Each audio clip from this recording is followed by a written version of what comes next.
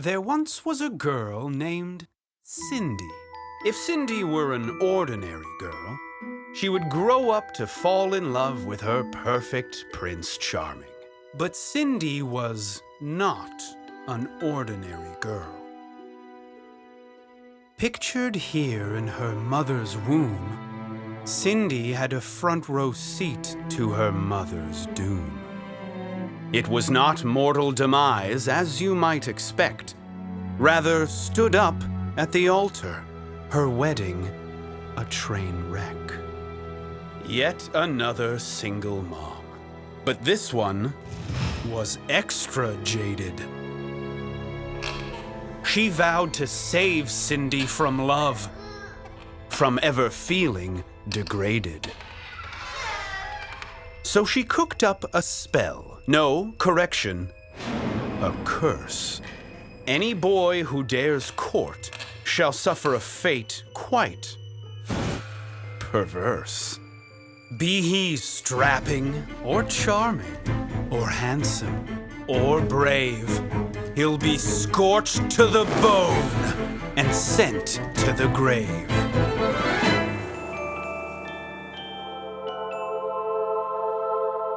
Meet Cindy's first friends. They promised friendship eternal. Sadly, friendship with Cindy would prove much more, infernal. Mr. Snuggles loved Cindy, so Mr. Snuggles got roasted. Her first and last puppy was summarily toasted. But friends come and go, so Cindy wasn't contrite. No, she attracted plenty new pals to her gleeful delight. There was that dweeb with the slobber, the one with the lisp. The bottle sealed his fate when he was burned to a crisp. Young Cindy had launched into a chance killing spree. It was a wonder she didn't develop PTSD. 'Twas the eve of her tweens when she felt a pattern was writ. She was a budding young serial killer, and she did not like it one bit. But our Cindy was sharp. She'd read all those fairy tales, and in those stories, the princess always prevails. This was merely a wretched curse, a curse she could defeat. She just needed a Prince Charming, and then she'd be complete. Cindy was coming of age in the prime of grade 7, and the boy next door, why, he had a face just like heaven. His chivalrous gesture did make her blush. Alas, her love at first sight was a fast-burning crush.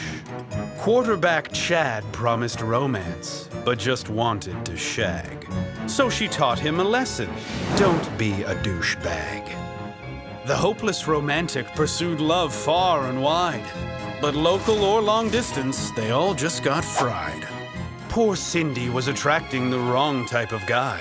So desperate for love, she'd give outcasts a try. Beauty's only skin deep, but this gamer is no keeper.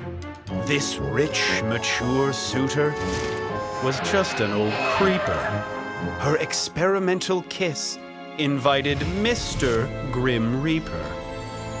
The body count swelling, her love life a fail, and to make matters worse, a hard-boiled detective was hot on her trail. To catch this killer arsonist, he would burn the midnight oil. But as the trail went cold, it sent his blood to a boil. You see, Cindy had given up on love and really needed a change. To use her power for good, she concocted something rather strange. Instead of burning the living, she would burn the already dead. Live on the water funeral pyres with very little overhead. Cindy's quirky startup, a calling so true, attracted patrons from all over, including Detective You-Know-Who. Confronted by the evidence, Cindy's transgressions exposed, charged with 12 counts of murder. The jury unanimous. Guilty! Case closed.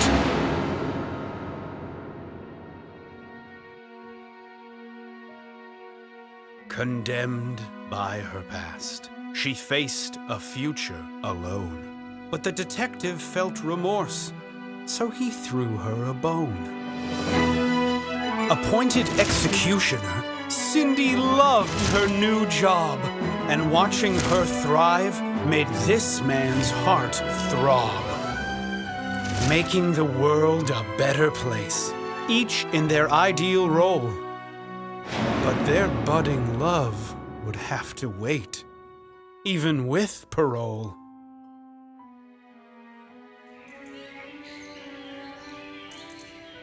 Freedom at last. But is this a happy ending as such? For star-crossed lovers doomed to romance without touch? But this moment felt right to requite their temptation. But will it be bliss or eternal damnation?